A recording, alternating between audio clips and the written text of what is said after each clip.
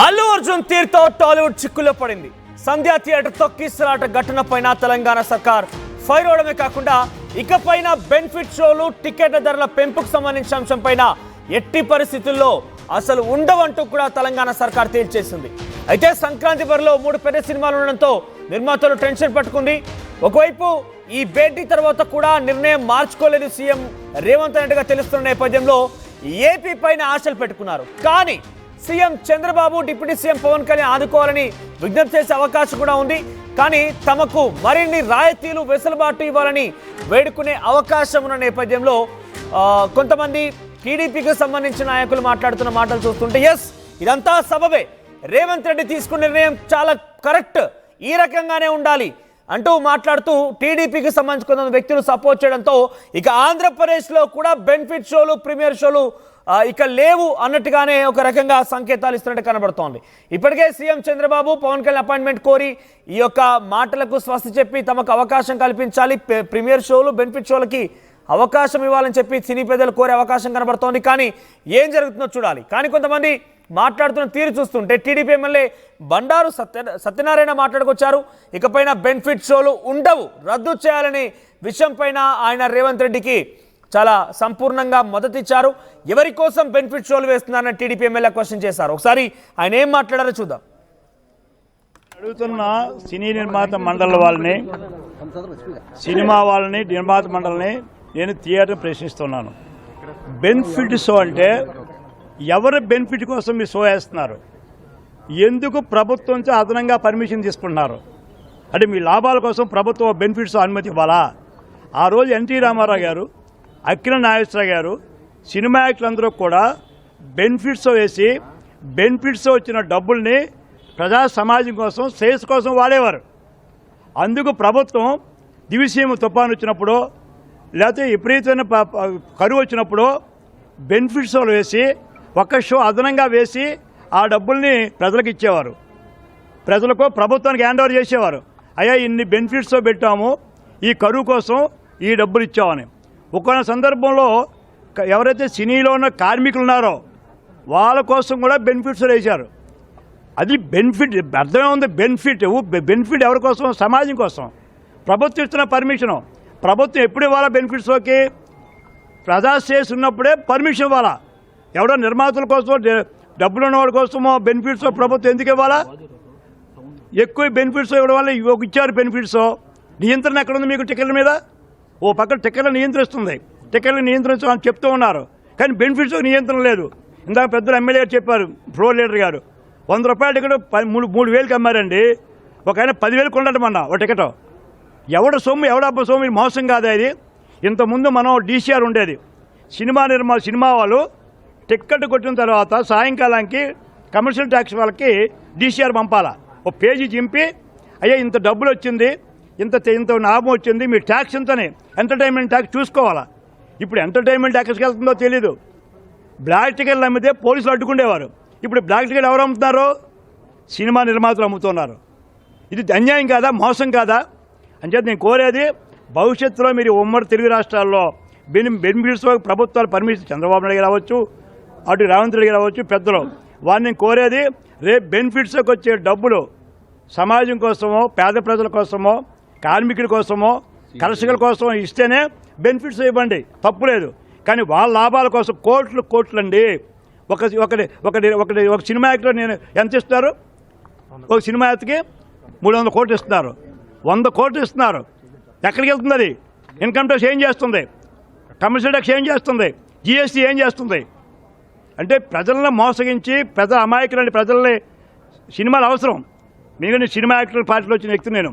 NT Ramarao పెట్టిన భిక్ష వాళ్ళు వచ్చిన వ్యక్తిని ఇక్కడికి. కానీ ఎన్టీ రామారావు గారి క్వాలిటీసు, నాగేశ్వర గారి క్వాలిటీసు, ఆ క్వాలిటీస్ లేవు ఇప్పుడు. ఆ రోజు నిర్మాతకు ఎంత వచ్చేవో, సినిమాలు ఫెయిల్ అయిపోతే తిరిగి డబ్బులు ఇచ్చిన రోజులు ఉన్నాయి, ఇప్పుడు ఉన్నాయా? అందుచేత అయ్యా ఈ బెనిఫిట్స్ అనేది భవిష్యత్తులో పర్మిషన్ ఇస్తే ప్రజాశ్రేయస్సు, సమాజ శ్రేయస్సు ఉంటేనే అది ఎవరు కానివ్వండి.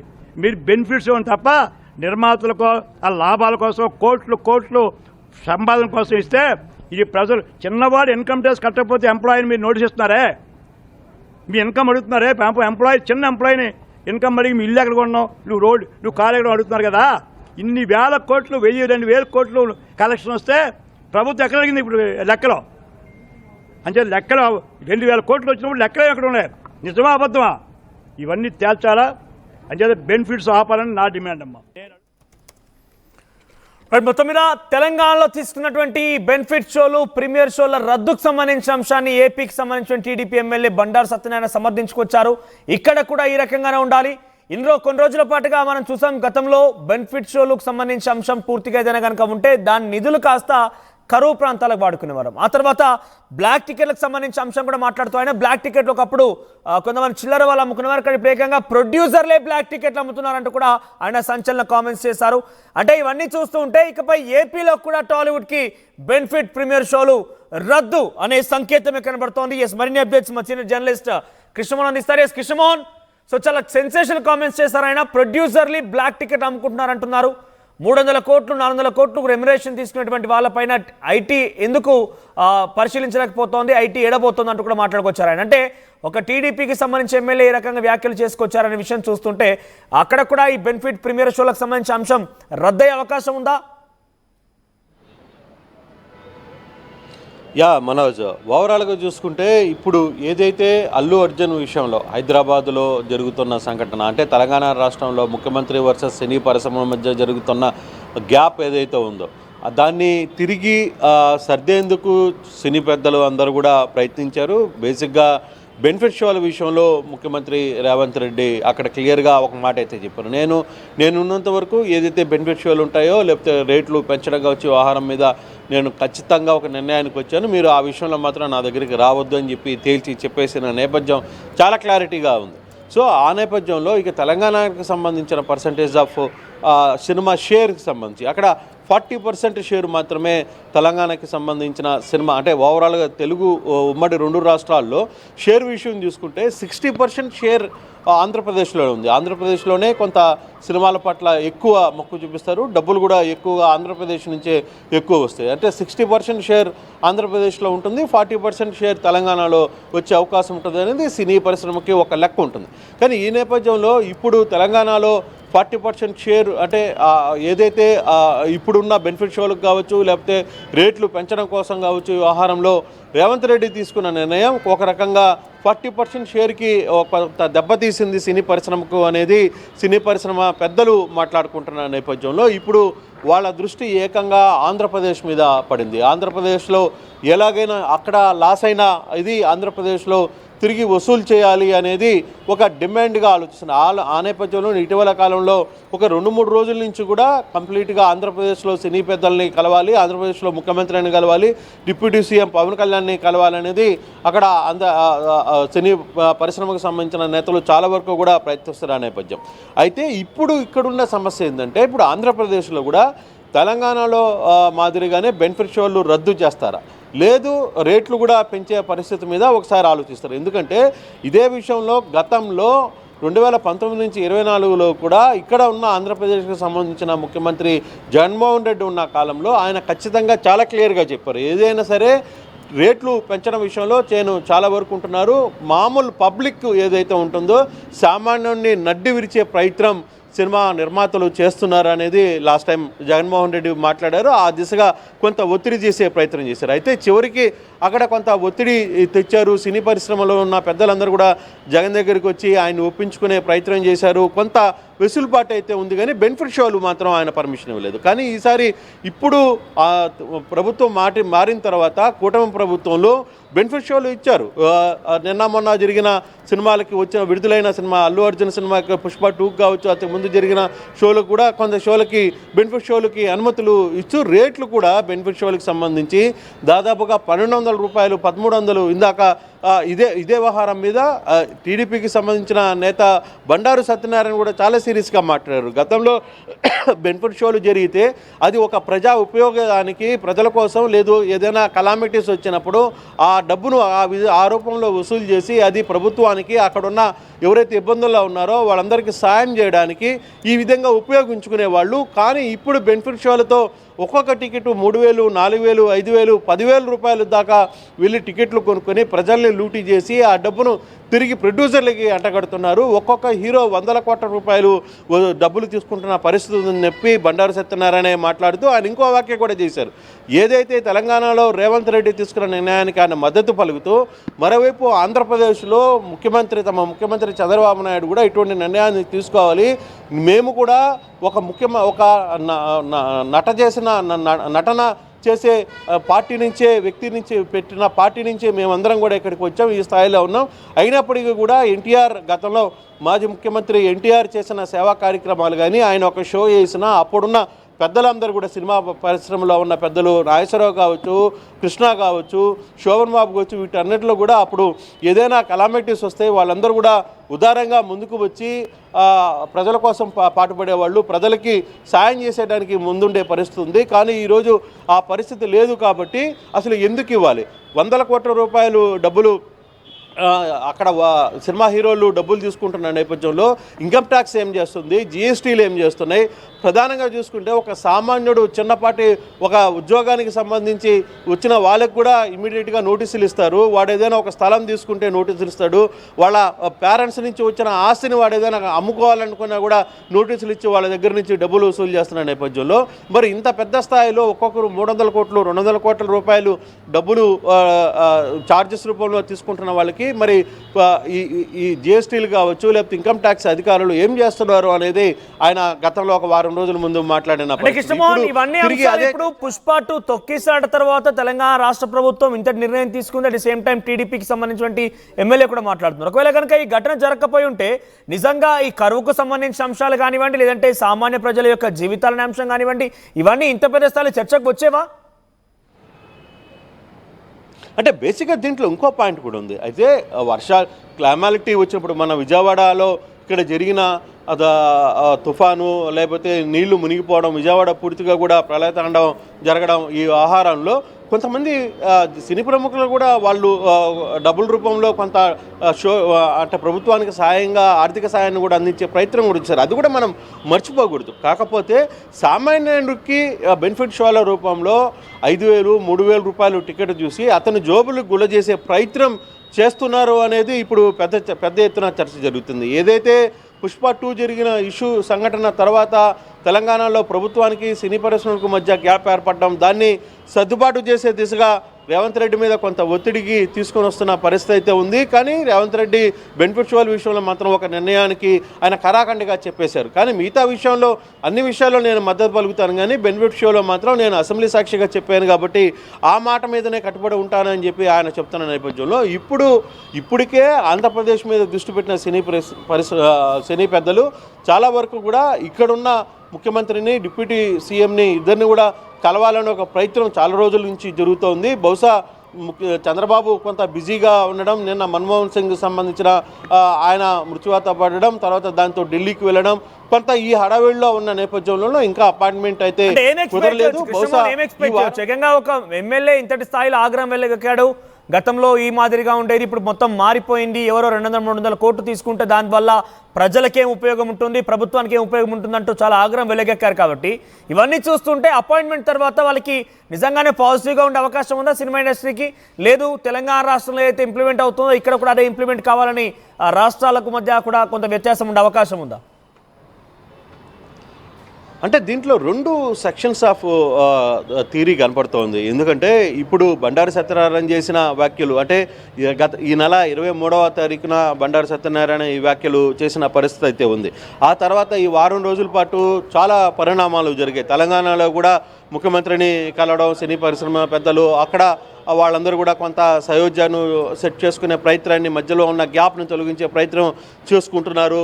కొంత అక్కడ కూడా టోన్ తగ్గింది, అటు గవర్నమెంట్ సైడ్ నుంచి కావచ్చు, సినీ పరిశ్రమల పెద్దల నుంచి కూడా కొంత గతంలో ఉన్న ఆ యుద్ధ వాతావరణం లేదు, మాటల వాతావరణం అయితే కొంత తగ్గింది. అయితే ఇప్పుడు ఆంధ్రప్రదేశ్కి సంబంధించి వస్తే ఏ విధంగా ఆంధ్రప్రదేశ్ రియాక్ట్ అవుతుంది అని చూడాలి. బెనిఫిట్ షోలకి పర్మిషన్స్ ఇస్తాయా, రేట్లు పెంచుకునేదానికి పర్మిషన్ ఇస్తాయా, ఏ విధంగా జరుగుతున్నాయి? ఎందుకంటే ఈసారి ఇప్పుడు జరుగుతున్న తీసుకున్న దాంట్లో ఈ రాబోయే రేపు కొత్త సంవత్సరంలో విడుదలయ్యే సినిమాల్లో ఒకటి చిరంజీవి కుమారుడు రామ్ చరణ్ సినిమా ఒకటి ఉంది, అలాగే బాలకృష్ణకి సంబంధించిన ఒక సినిమా ఉంది, హీరో వెంకటేష్కి సంబంధించిన సినిమాలు 3 అగ్రనేతలకు సంబంధించిన సినిమాలు రిలీజ్ అవుతున్న పరిస్థితుల్లో రేట్లు టికెట్లు ఒకవేళ బెనిఫిట్ షోలకి పర్మిషన్ ఇవ్వకపోయినా రేట్లు పెంచుకునేదానికి మాత్రం ప్రభుత్వం సైడ్ నుంచి అనుమతి ఇస్తారా అనే ఒక చర్చ అయితే జరుగుతుంది. ఆ దిశగా కానీ జరిగితే మరి ఆంధ్రప్రదేశ్లో ఒక రకంగా మరి తెలంగాణలో ఒక రకంగా ఉండే పరిస్థితి ఉంటుందా? అయితే సినీ పరిశ్రమలు మాత్రం ఎట్లాగూ తెలంగాణలో తేల్చి చెప్పేశారు కాబట్టి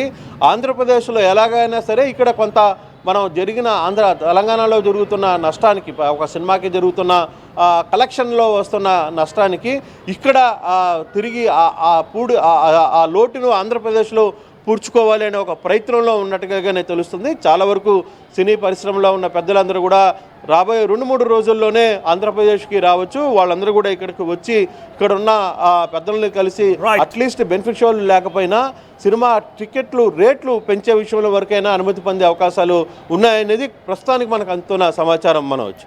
right Krishnamohan, thank you for the updates. ఇప్పటికే పుష్పాసగ తగిలింది టాలీవుడ్కి. అది మెల్లగా తెలంగాణ రాష్ట్రాలు అగ్గిపుట్టించింది. టాలీవుడ్కి బెనిఫిట్ షోలు, ప్రీమియర్ షోల పైన ఒక అడ్డుకట్ట వేసింది తెలంగాణ రాష్ట్ర ప్రభుత్వం.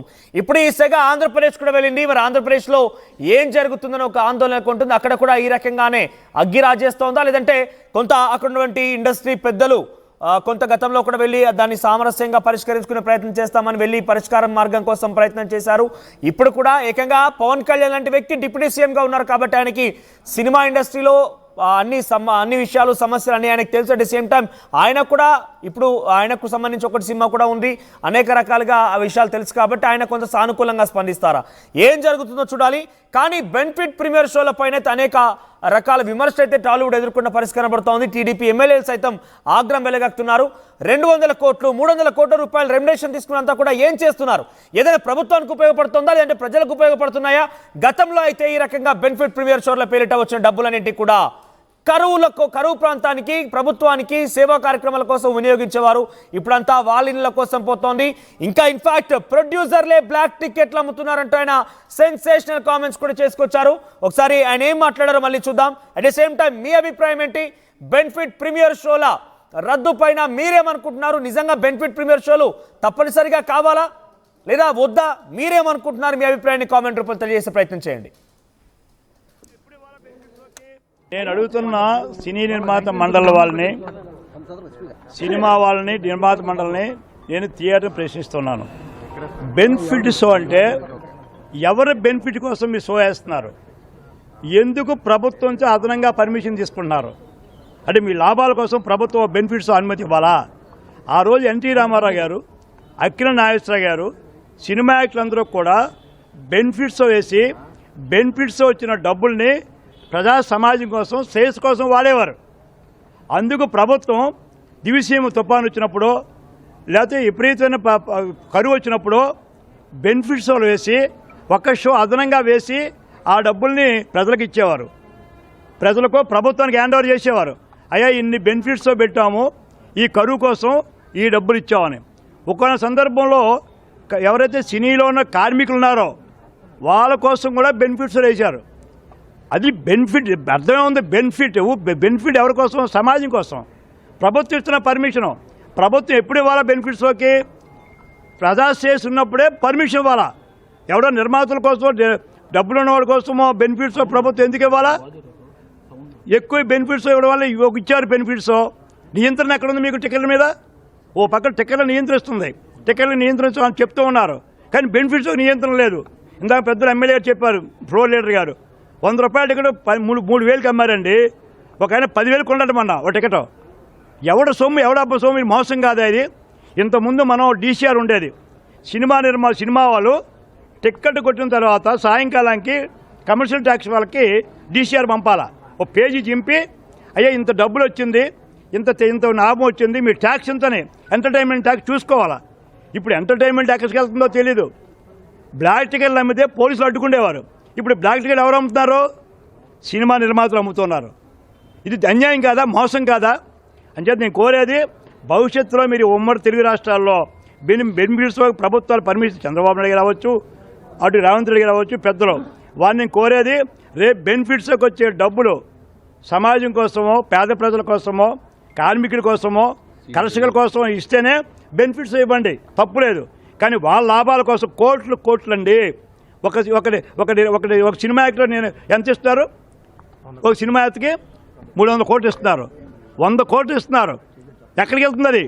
ఇన్కమ్ ట్యాక్స్ ఏం చేస్తుంది? కమర్షియల్ ట్యాక్స్ ఏం చేస్తుంది? జిఎస్టీ ఏం చేస్తుంది? అంటే ప్రజలను మోసగించి అమాయకులని ప్రజల్ని సినిమాలు అవసరం.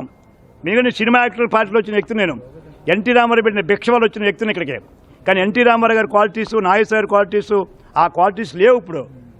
ఆ రోజు నిర్మాతకు ఎంత వచ్చేవో, సినిమాలు ఫెయిల్ అయిపోతే తిరిగి డబ్బులు ఇచ్చిన రోజులు ఉన్నాయి, ఇప్పుడు ఉన్నాయా? అందుచేత అయ్యా ఈ బెనిఫిట్స్ అనేది భవిష్యత్తులో పర్మిషన్ ఇస్తే ప్రజా శ్రేయస్సు, సమాజ శ్రేయస్సు ఉంటేనే అది ఎవరు కానివ్వండి, మీరు బెనిఫిట్స్ తప్ప నిర్మాతలకు ఆ లాభాల కోసం కోట్లు